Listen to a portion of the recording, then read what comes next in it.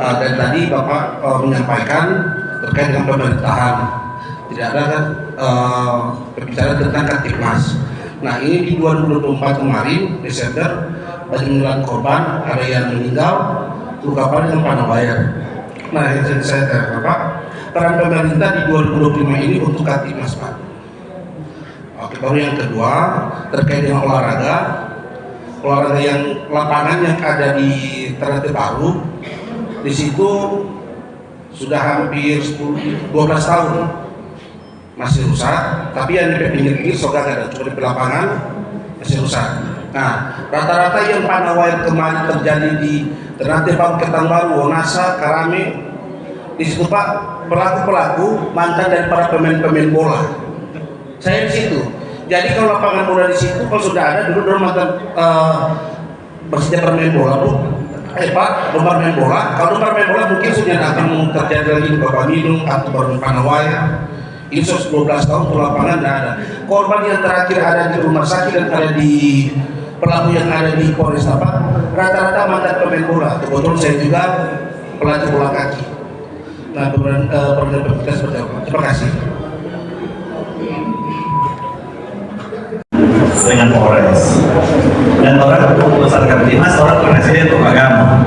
Jadi satu kali jawab yang tadi insentif rohaniawan lanjut, tahun ini juga tetap lanjut karena itu namanya insentif nih, bukan bansos rohaniawan, itu namanya insentif karena orang berharap in return ada sesuatu, karena orang berharap dukungan para rohaniawan untuk membina di masyarakat, termasuk ini pelaku-pelaku penggangguan Kamtipmas.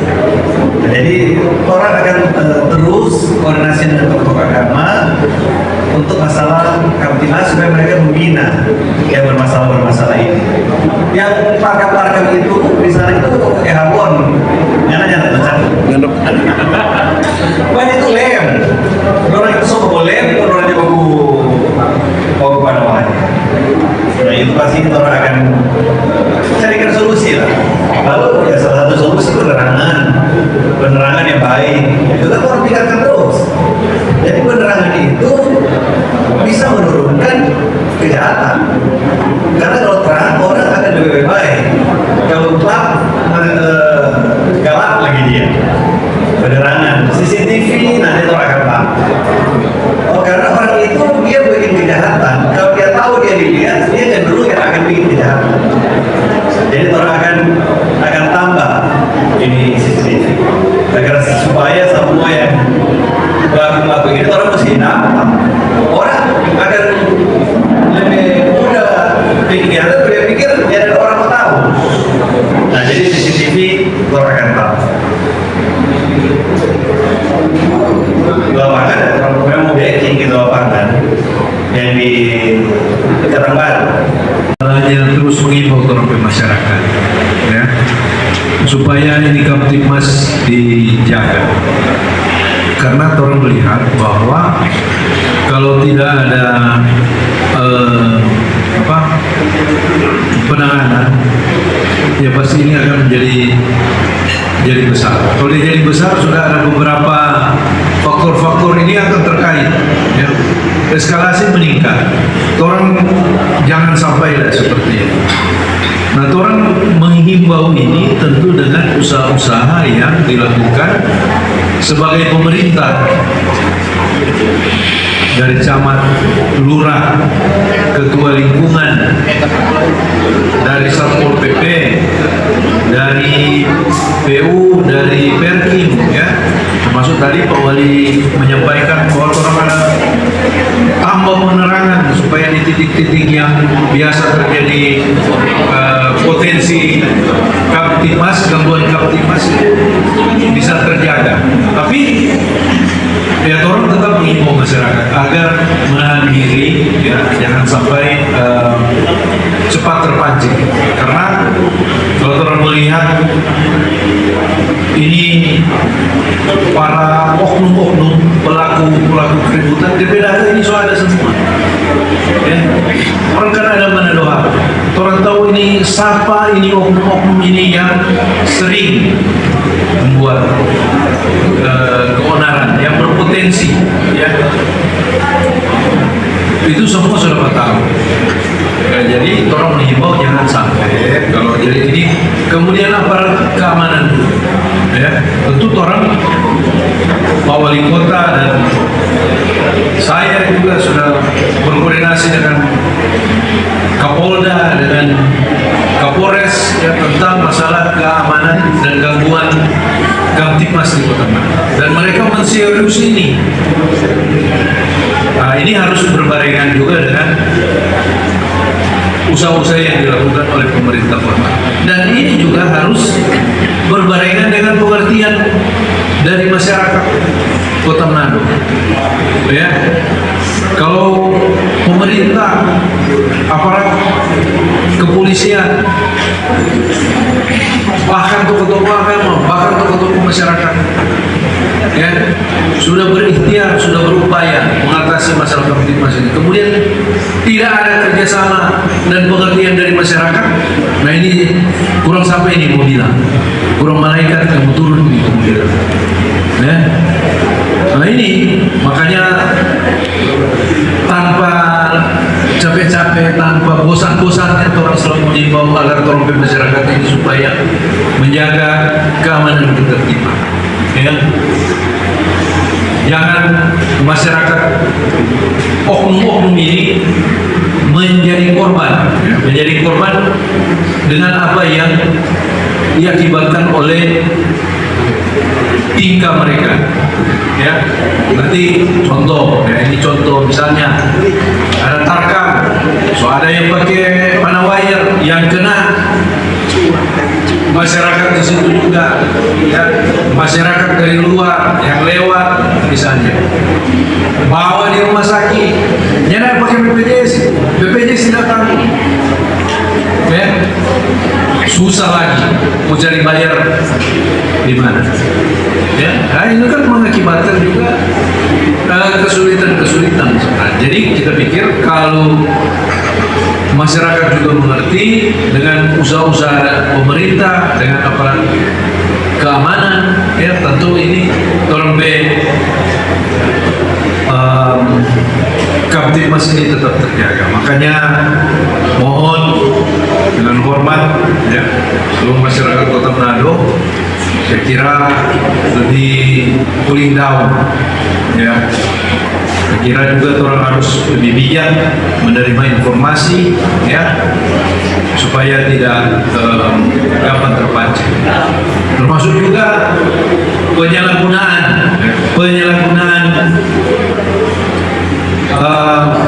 barang-barang adiktif. Tadi Pak Wali sudah menyampaikan ini lem, ya, kalau lem ini pakai lem yang dibeli di toko bangunan ternyata, ya, untuk penggunaan yang negatif, ya. Minuman keras juga, ya, minuman keras agar tidak sampai mengganggu ketertiban. Nah, ini orang mesti himbau terus dan mohon bantuan kawan-kawan, ya, APM, jurnalis, ya, yang sudah terakreditasi semua, jangan menambah minyak di kobaran api, iya, lebih banyak ini, iya, jangan lebih barang yang berguna bikin viral. Ini kan orang juga harus mempunyai empati, mempunyai tanggung jawab. Bagaimana orang menjadi pemberita, orang menjadi jurnalis yang punya komitmen juga untuk memperbaiki keadaan-keadaan, termasuk keadaan di masyarakat. Nah, ini kita pikir yang perlu orang sampaikan karena memang di faktor keamanan, ya, orang di Kota Manado ini kalau kita lihat menilai sangat-sangat persuasif aparat keamanan dan aparat pemerintah. Makanya jangan manfaatkan, jangan melihat ini sebagai kelemahan, tapi lihatlah ini sebagai langkah yang bijak dari pemerintah dan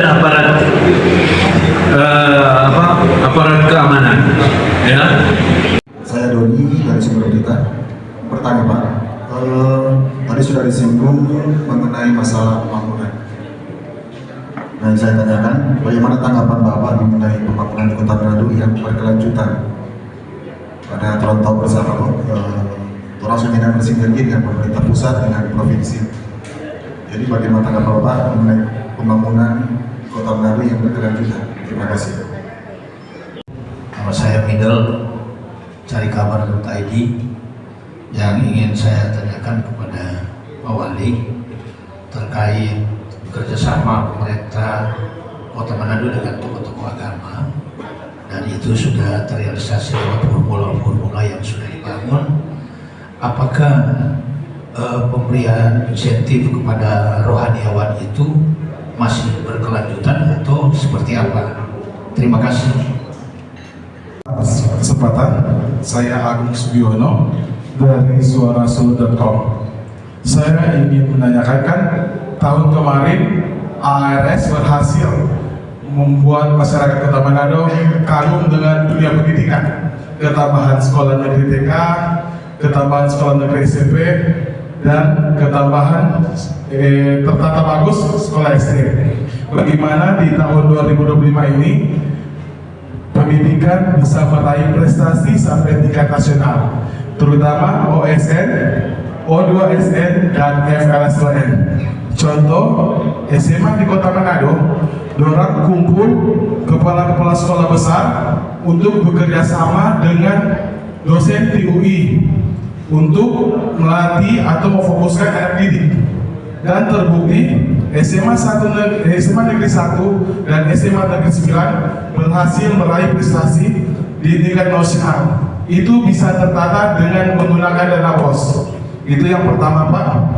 Yang kedua, mengenai dana BPJS untuk nakes, dari bulan September sampai Desember belum terbayarkan. Karena ada konfirmasi di BPJS bilang bayar di Pemkot melalui Dinas Kesehatan. Ya, mungkin dari terus usul kalau boleh di setiap puskesmas yang standby 24 jam ada dokter, jangan cuma ada untuk bidan. Karena ada beberapa urgent di puskesmas itu tidak ada dokter. Kalau boleh juga puskesmas harus ada Pol PP yang standby, karena ada yang keluarga korban melahirkan tapi ada orang mabuk yang bikin kacau, sedangkan situ cuma nakes. Setidaknya Pak usul kalau boleh ada Pol PP yang standby 1x24 jam atau persif. Mungkin itu dari kita Pak, terima kasih. Dengan Polres dan orang besar Kamtimas, orang koordinasinya untuk agama. Jadi satu kali jawab yang tadi, insentif rohaniawan ya, lanjut. Tahun ini juga tetap lanjut karena itu namanya insentif nih, bukan bansos rohaniawan. Itu namanya insentif karena orang berharap in return ada sesuatu, karena orang berharap dukungan para rohaniawan untuk membina di masyarakat, termasuk ini pelaku-pelaku penggangguan Kamtibnas.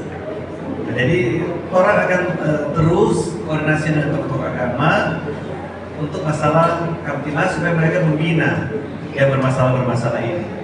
Yang parkam itu di sana itu habon, nyana tuh cari. Banyak itu lem. Orang itu sok boleh, orangnya bagu panawanya. Nah itu pasti orang akan carikan solusi lah. Lalu ya salah satu solusi penerangan yang baik. Itu kan orang pikirkan terus.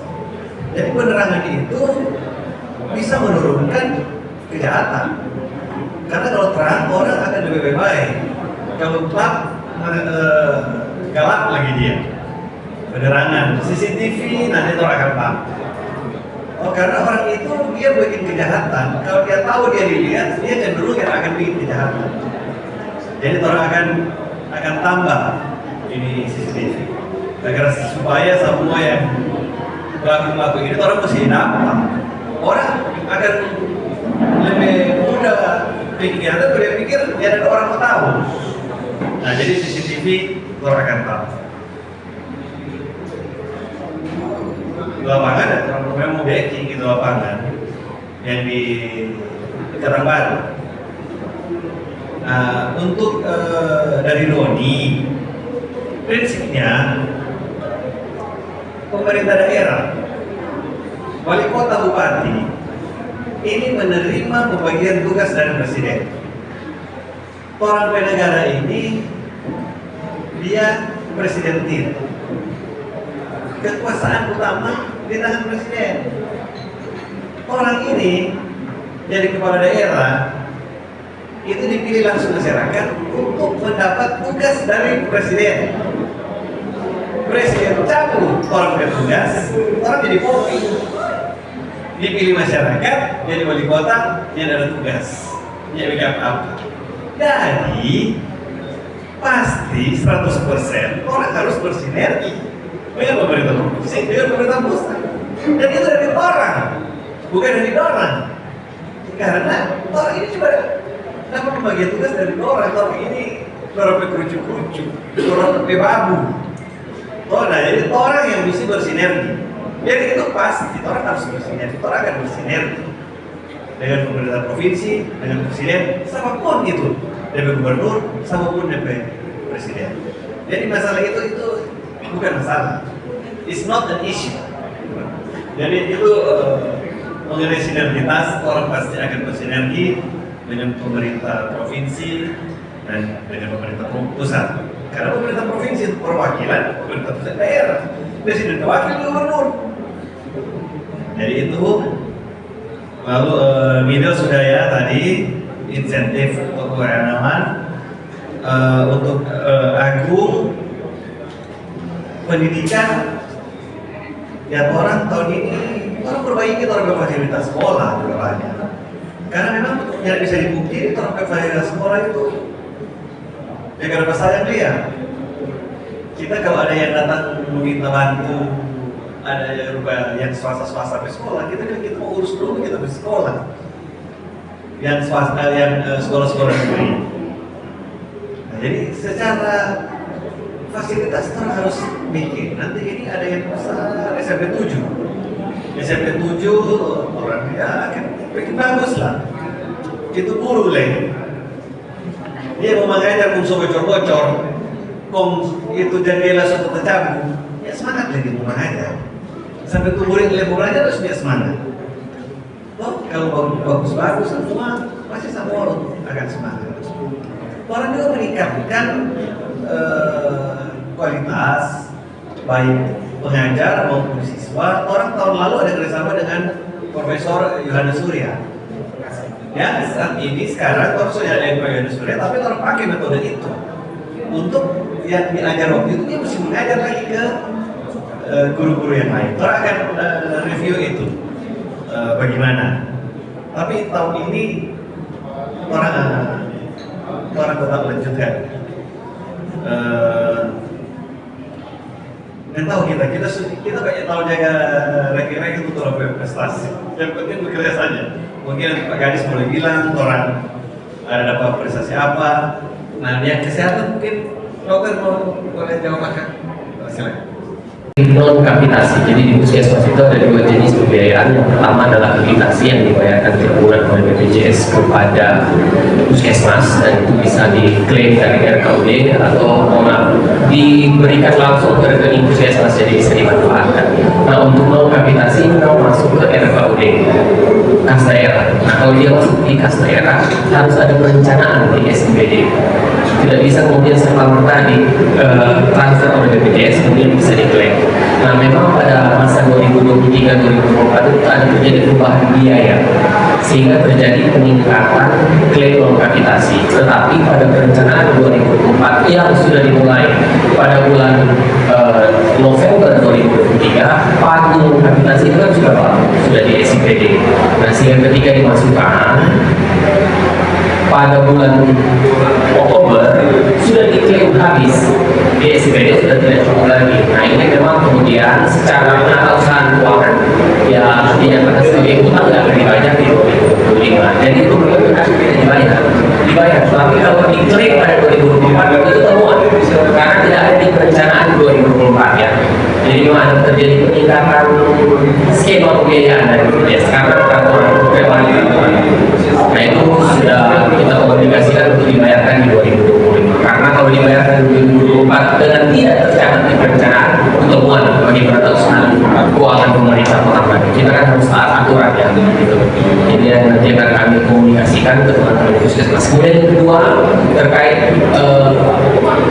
dokter di IGD. Memang IGD kita di puskesmas itu hanya untuk pelayanan emergensi untuk kesehatan ibu dan anak, dalam hal ini untuk melahirkan, sehingga memang hanya di voting bidan di situ.